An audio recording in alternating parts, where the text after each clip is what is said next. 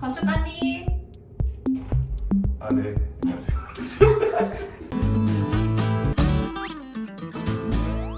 잡다한방에 오신 것을 환영합니다. 저희가 이번에는 세 번째 이야기로 돌아왔는데요. 세 번째 이야기의 주인공이 되실 분은 바로 이분입니다. 자기소개 부탁드려요. 네, 안녕하세요. 저는 이번에 서울의 모 대형 설계사무소에 이제 갓 입사한 김승환이라고 합니다. 8, 9개월 차 정도된 새내기 신입사원입니다. 부끄럽네요. 네.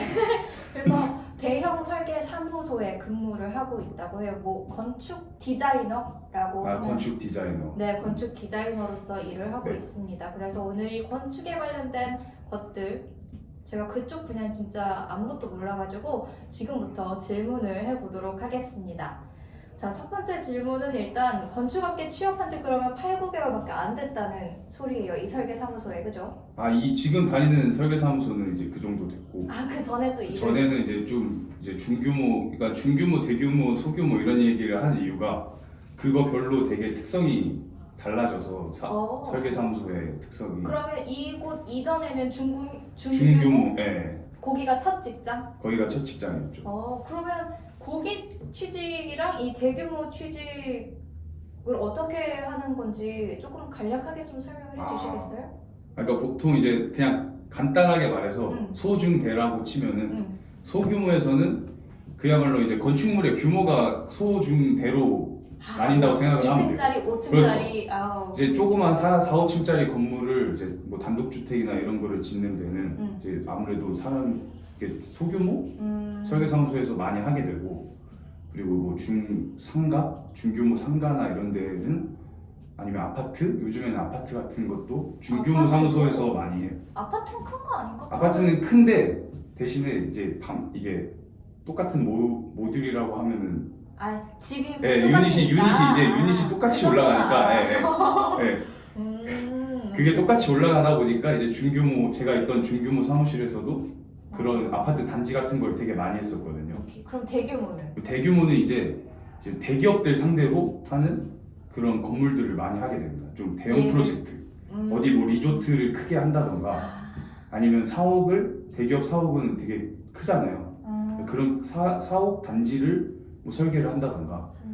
그럴 때는 이제 대규모 사무소 하나만이 아니라 뭐 두 개, 세 개가 이렇게 같이 콜라보로 하는 경우가 많고, 뭐 그런 차이들이 좀 있습니다. 그러면 네. 소, 중, 대가 그렇게 다르면 취업할 때 취업 준비도 좀 다른가요?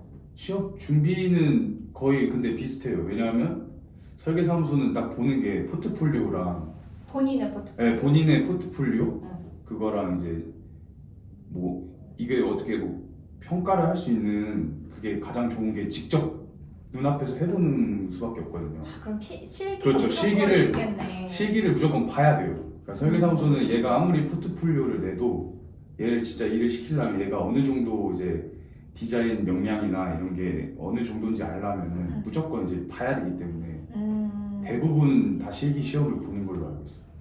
그러면 사실 실기가 취업에 있어서 가장 중요하죠? 가장 중요하죠. 그러면 그거를 대학교에서도 대학교 뭐 건축학과 학생들이 실기 위주의 수업이 가장 많은가요? 사실 그게 제일 중요하면 그거를 가장 많이 연습을 하고 또 공부를 해야 하니까. 근데 그게 이제 실기를 뭐를 보냐는 이제 회사마다 다 다르기 때문에 어느 회사는 이제 진짜 뭐 도면을 그려보라라고 할 수도 있고, 그러려면 이제 도면에 대한 지식을 잘 알아야겠죠. 근데 어느 회사는 그냥 그림만 그려보라고 할 수도 있고, 뭐 건물이 아닌 다른 그림을 시키는 데도 있다고 들었거든요. 뭐 자동차 그림? 그냥 뭐 생각나는 거 아무나 그려봐라 이런 데도 진짜 있고. 그림 실력을. 그런 건 이제 디자인 감각을 보려고 하는 거죠. 정물을 진짜 그리라고 하는 데도 있다고 들었고. 정물? 무슨 미대도 아니고. 근데 이제 대형 사무소는 이제 보통 주제를 주고 뭐 땅 조건을 주고 거기다가 이제 요구 사항에 맞는 건물을 해봐라, 디자인을 설계를 해봐라, 보통 이렇게 많이 하는 걸로 알고 있죠. 또 요새는 워낙 스펙들을 많이 쌓으니까 취업할 때 꼭 필요한 스펙이 있다? 왜 일반 기업을 스펙. 취업하려면 뭐 토익은 그렇죠. 기본이고 뭐 요새는 뭐 오픽 뭐 토익 스피킹 뭐 이런저런 네. 자격증 많고 또 뭐 실기 중요하다고 생각하는 것들은 공모전 같은 것도 입상 자격 이런 거 되게 중요할 것 같은데 이런 스펙적인 부분은 어떻게 챙겨가야 되는지. 근데 보통 이제 포트폴리오를 서류에서 보잖아요. 근데 서류에 보통 요즘에는 이게 한국 프로젝트만 하기에는 뭐가 이제 경쟁이 너무 심해지고 그래서 요즘 해외 프로젝트를 많이 가져오려고 하거든요. 그래서 대형 설계 사무소들은 특히나 이제 해외 프로젝트를 많이 따내려고 하고 있기 때문에 그러다 보니까 이제 요즘에 좀 영어가 영어 점수 좀 영어를 좀 많이 보고. 영어면 뭐 토익이면 되는 건지 네. 스피킹이 필요한 건지. 근데 약간 좀 모르겠는 게 어차피 다 해외파 뽑습니다. 영어를. 너는 회화파가 아니잖아요. 네? 너는 회화파가 아, 아니잖아요. 나는 해외파가 아닌데요. 그 인원을 뽑고 나면 굳이 이제 또 해외파를 뽑을 필요는 더 없구나. 뽑을 필요는 없으니까 이제 그 거기 남은 인원 중에서 약간 이제 잘 하는 애들을 뽑는 그런 느낌. 그럼 웬만하면 영어 실력이 좀 있어야지 도움이 되겠네. 어쨌든 이 업계에서. 아, 그렇죠, 그렇죠.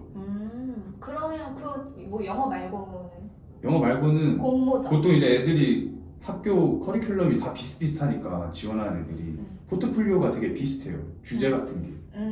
그 안에서 막 엄청 이렇게 유별하기가 힘드니까 보통은 이제 경쟁력을 좀 갖추려고 다른 프로젝트, 공모전 이런 거를 많이 해야 좀 차이가 나잖아요.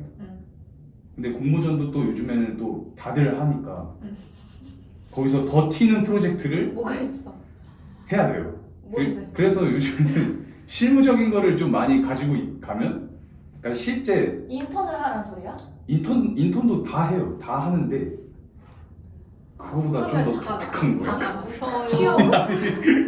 그러면 본인은 공모전을 수상을 좀 아, 저는 공모전 수상은 한 번밖에 없는데, 갑자기 목소리가 기어들어가지고 아, 저는 이제 약간 운이 좋게 교수님이 하는 또 실제 약간 좀 특이한 일을 좀 같이 했었어요. 교수님. 그러니까 교수님들이랑 잘 지내야 됩니다.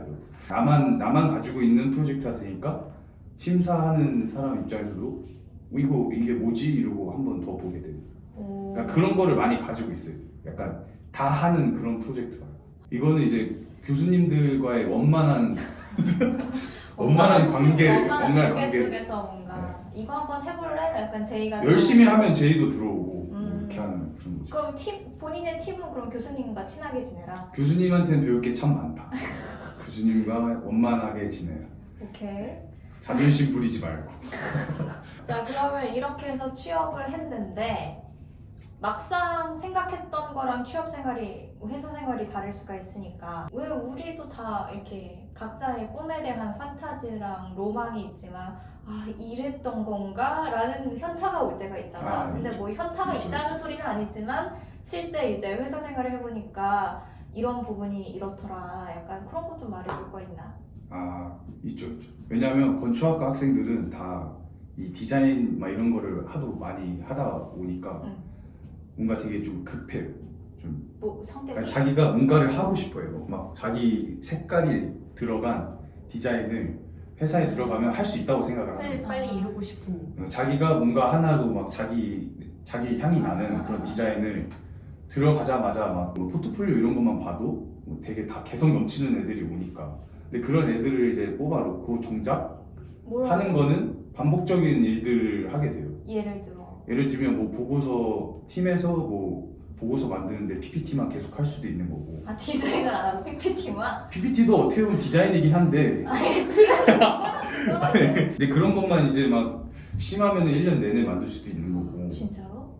그러다 보니까 이제 그런 막 건물 디자인에 대한 꿈 많은 친구들이 처음에 한 1, 2년 이제 회사 다니면서 실망하는 경우가 많은 거죠. 그러면 1, 2년 차의 퇴사율도 좀 높은 편인가? 보통 2년 넘어가고 이제 보통 3년 되면은 그 5년제 건축학과 같은 경우는 실무 수련 기간이 끝나는 게 3년이거든.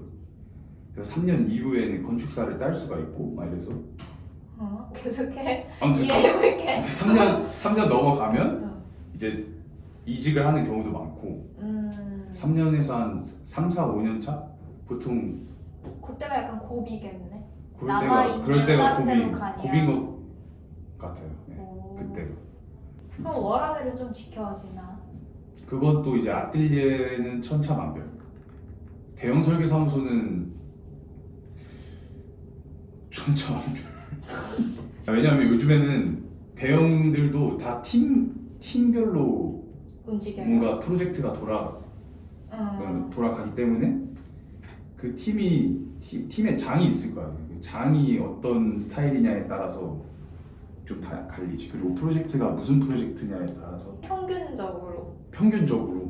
평균적으로는 그냥 대형 설계사무소가 좀 더 낫다고는 해.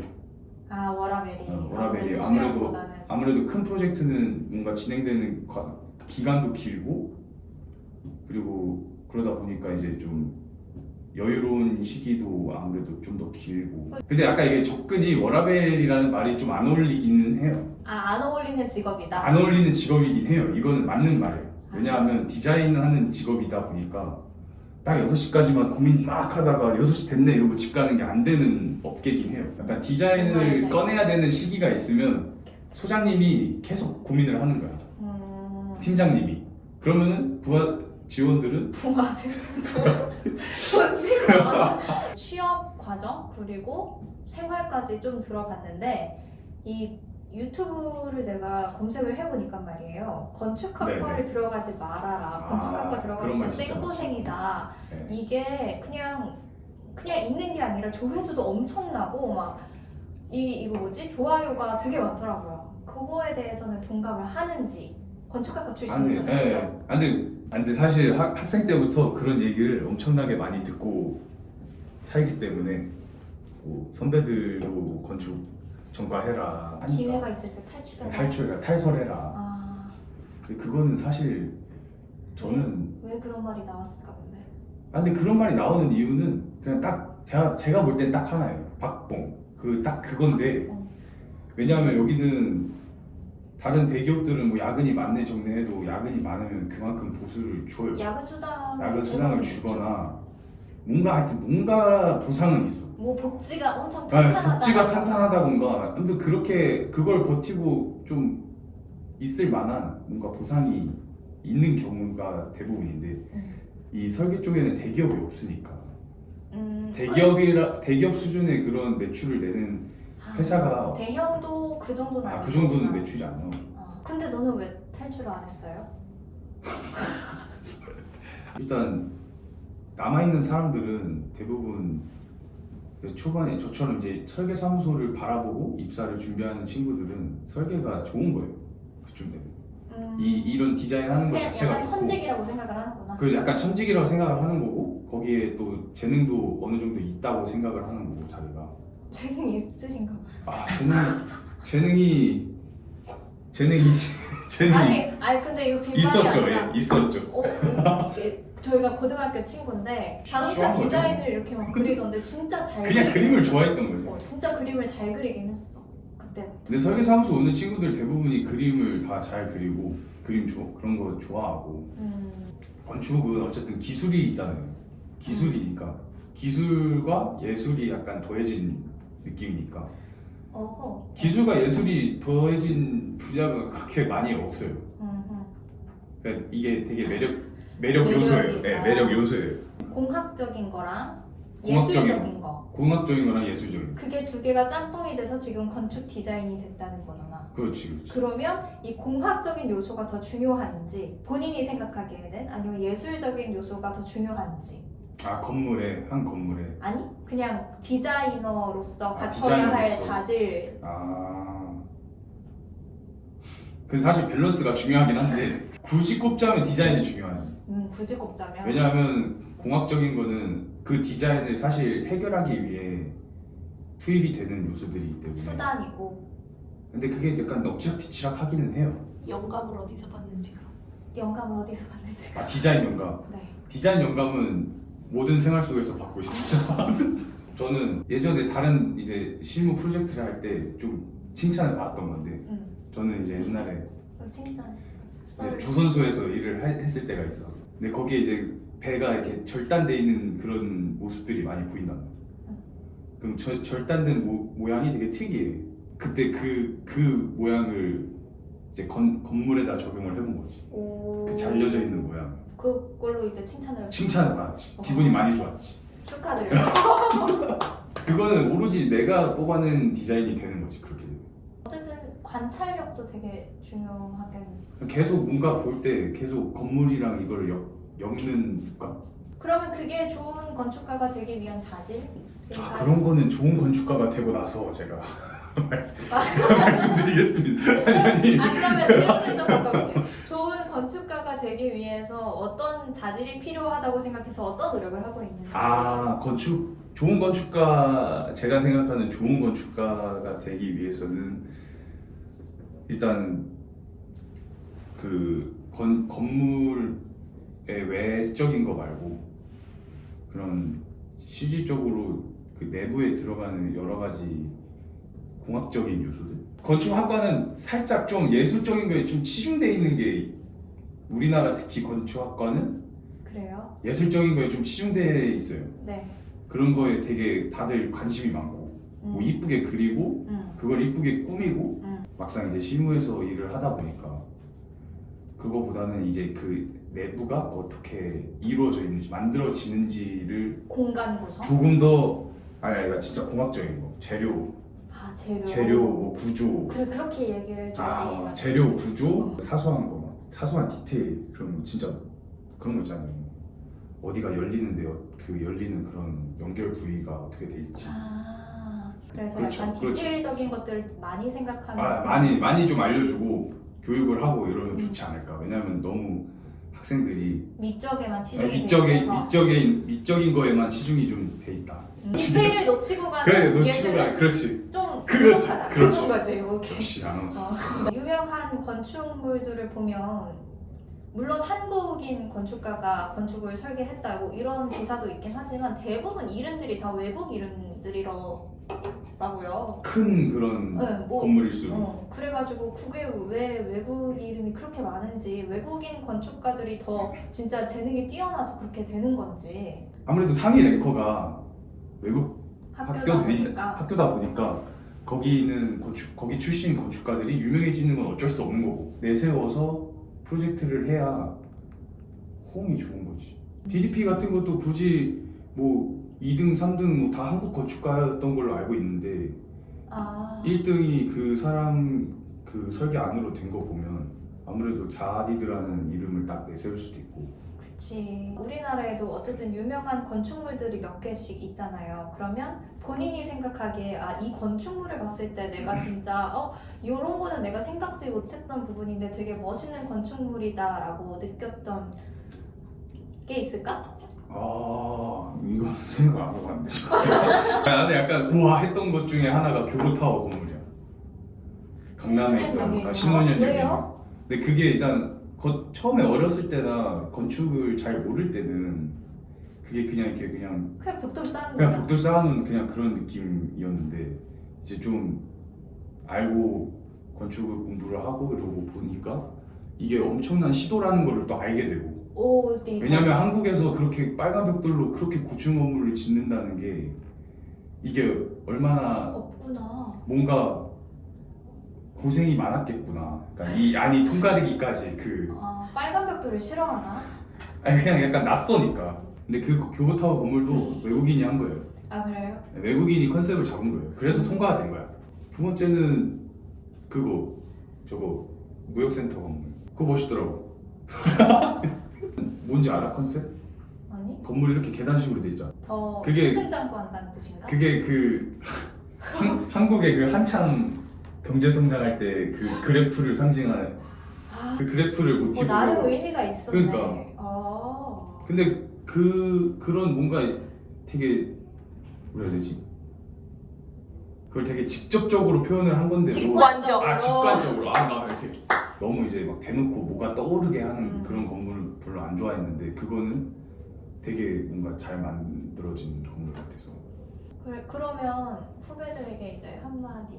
후배들에게 한마디. 네. 이 업계를 꿈꾸는 수많은 사람들이 있을 테니까. 설계를 좀 한다 그리고 좀 잘하는 것 같다 그러면은 꼭 좋은 설계사무소에 도전을 해서 한번 진짜 실무도 해보고 그 다음에 판단을 해도 늦지 않다. 그 전까지 들리는 그런 이상한 소문들 그리고 뭐 부정적인 말들 그런 거는 들을 필요가 없다. 저는 그 말씀을 꼭 드리고 싶습니다. 자기가 잘하고 좋아한다고 생각하면은 그런 거에 휘둘리지 말고 일단은 도전해라. 취직에 좋은 회사 취직에 도전을 꼭 해보시길 바랍니다. 네, 알겠습니다. 그래서 오늘은 대형 설계 사무소에서 근무하고 있는 1년차 신입사원과 함께 이 취업부터 실생활 그리고 덕담까지 함께 해봤습니다. 이 건축가의 꿈을 키우고 계시는 분들에게 조금이라도 도움이 됐길 바라면서 오늘의 잡다한 방은 여기서 마치도록 하겠습니다. 감사합니다.